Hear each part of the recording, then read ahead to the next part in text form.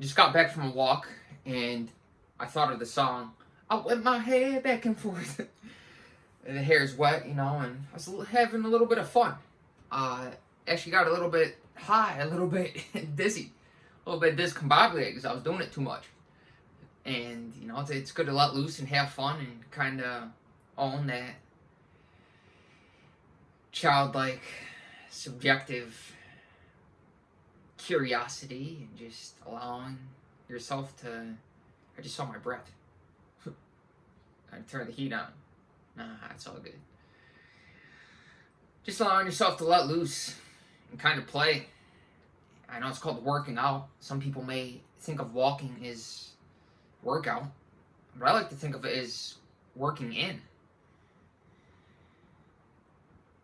Of course, some of us may focus on appearance, and that's why we go to the gym. But I think of the gym in terms of like a childlike jungle gym, in terms of play. It's working in. It's a subjective experience, something that we witness while we're working out, while we embody this divine energy, this sound. Now, I mentioned sound, whipping my head back and forth because I thought of that song as I was doing it, as I was getting high, and it just goes to show how deeply impressionable the mind is with sound. Because in essence, words are sound. They're energy. Of course, they appeal to the mind. They point to something beyond themselves. But we don't want to get hung up on the words themselves. We want to try to understand where they're coming from. And as I was walking, I chose to go on a walk because I'm not going to lie. I was witnessing a little bit of emotional turbulence. You could say some subjective disturbance, some inner resistance. And, I'm not perfect. So, what did I do? Instead of choosing to indulge in some sort of outward pleasure, I chose to go on a walk, to work in, to work out that emotional turbulence by going on a walk, by redirecting, by transmuting that energy into something productive. It's a very free-flowing activity. You go out and breathe in the fresh air, get the blood pumping, and it really clears the air.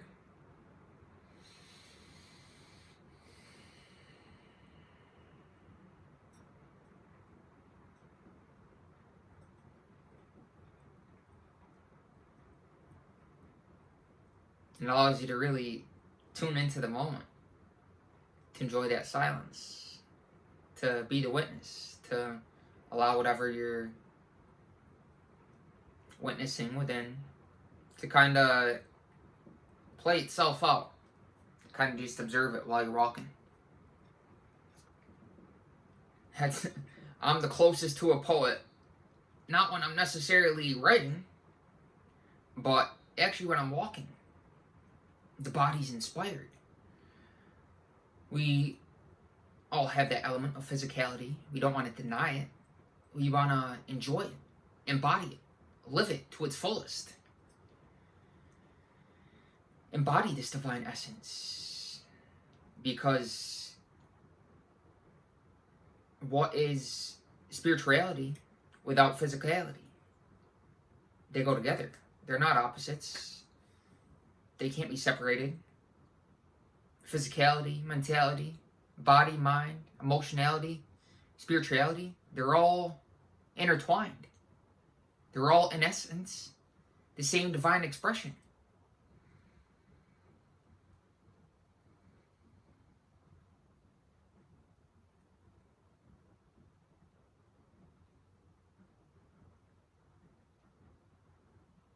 And that's the power of sound. it leaves an impression. That's why we want to be conscious and careful what you listen to, what kind of music you listen to. Because although I haven't heard that song out in my head back and forth for I can't tell you how long, it left an impression on the mind. Impressed the subconscious mind. That's the power of a rhyme, of sound. It is independent of time because it's all happening now. And of course, sound is a certain frequency, a certain energy, a certain vibration. And it can impress us accordingly. That's why it's called an impression. That's the power of expression.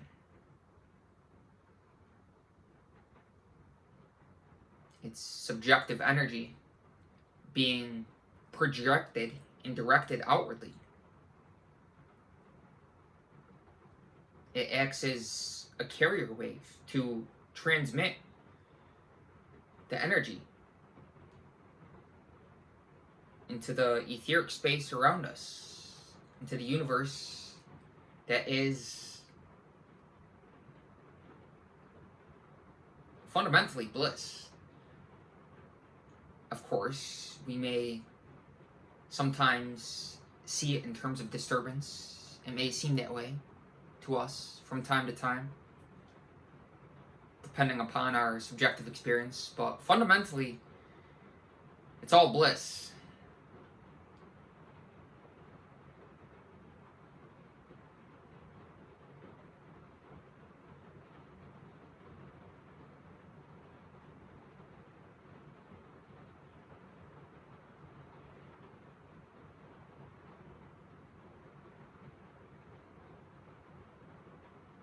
It's all silence.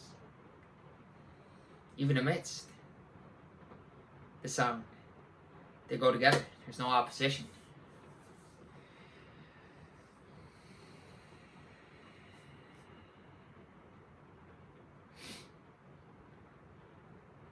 I was also thinking on the walk, talking about the power of impression, the power of expression. Something I heard recently,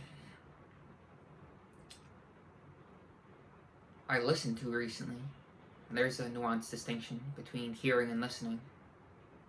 A lot of us hear, but listening is more of a witnessing, to kind of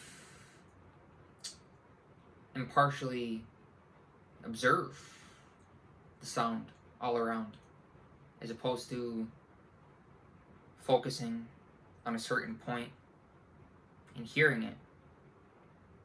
It's interesting to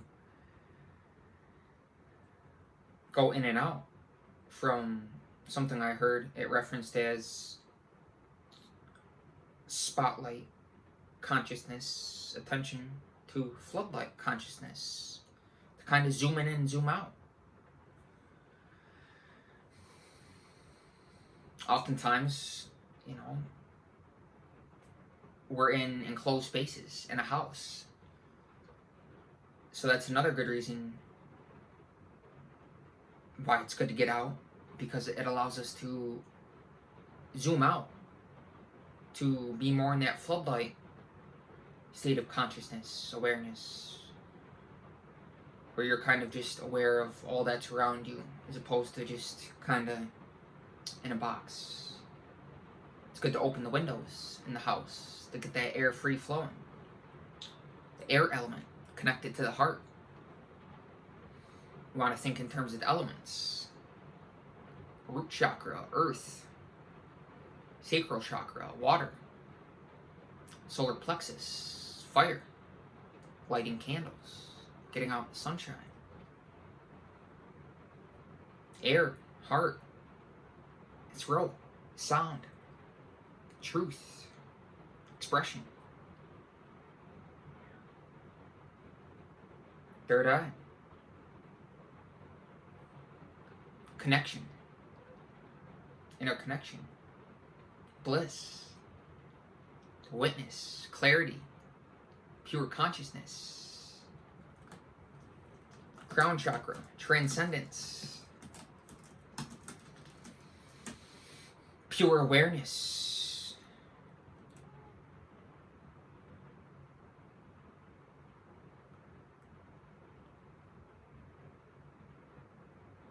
But something I listened to recently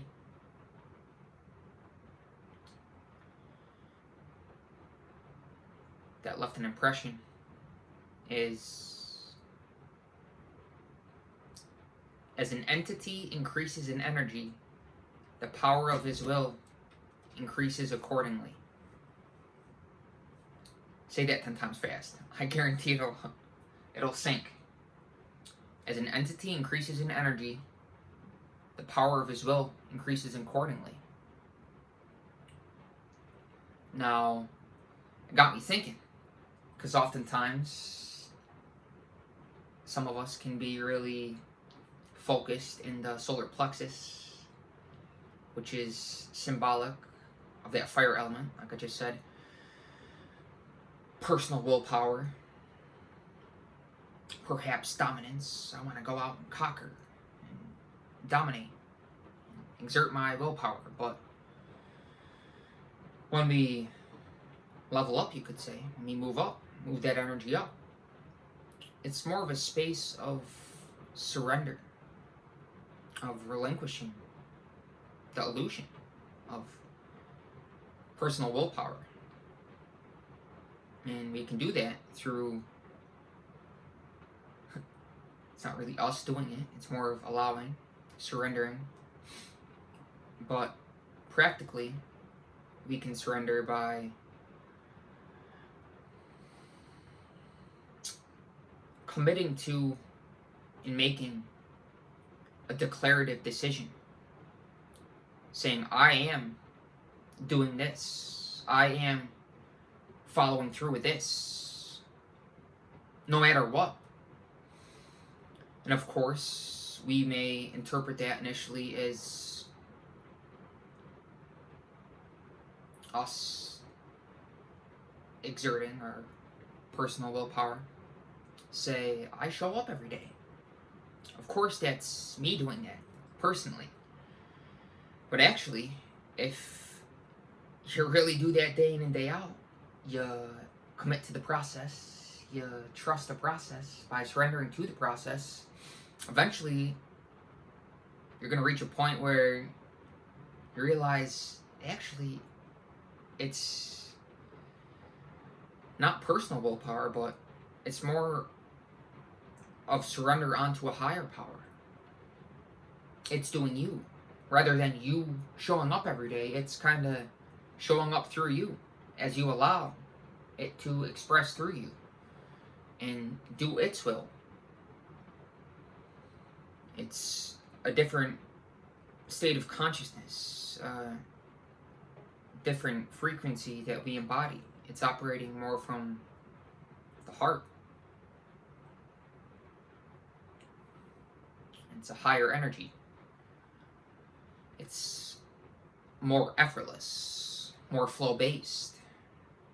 Exerting our personal willpower, say we show up at the gym, I'm going to conquer this workout. Yeah, we've most likely, most of us have been a witness to the difference.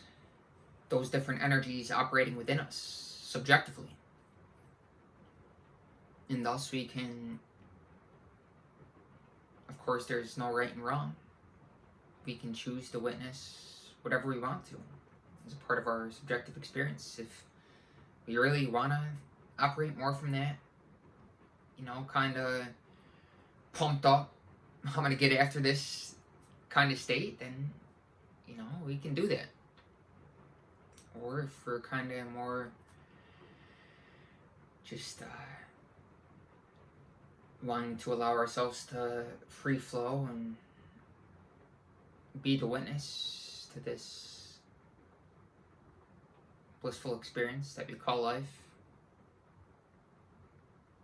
where it's not us showing up every day, because there's really no us, there's no personal identity.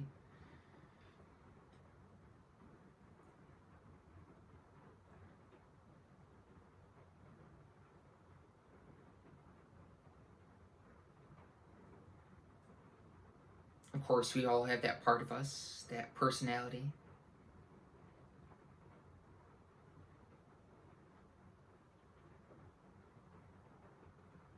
But it's not fixed. And just like our physicality, we don't want to deny that part of ourselves, but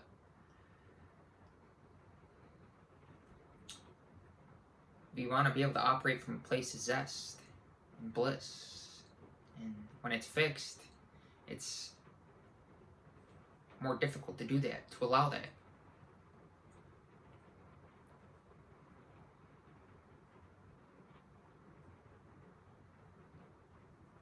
You want to be flexible and open and witness a fluidity of mind.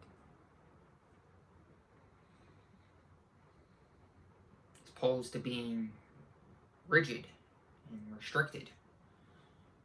Like for instance, certain religions, people identifying with a certain religion and information that they've accumulated,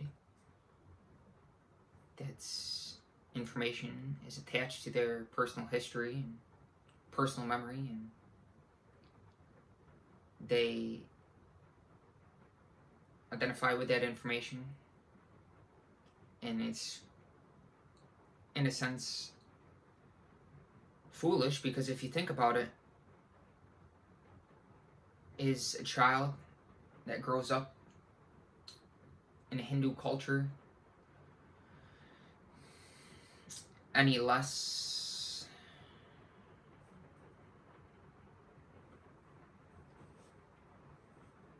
accessible to the presence of God than somebody who was brought up as a Christian in a Christian family? Presence is accessible by all.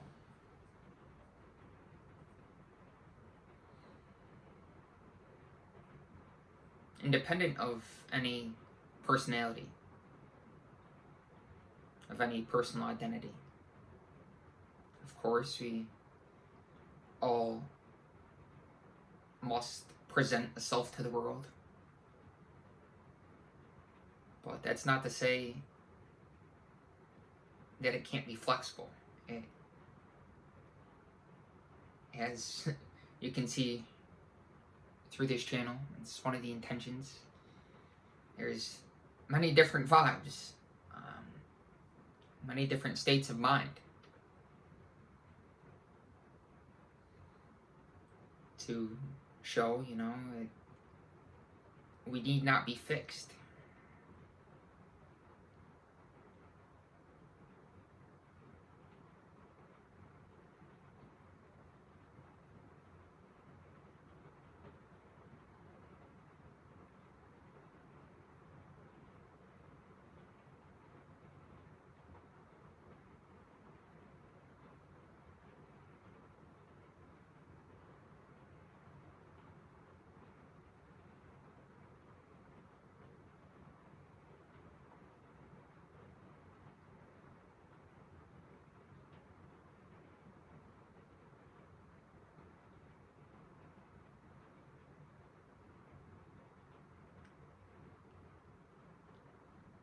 I guess that's all.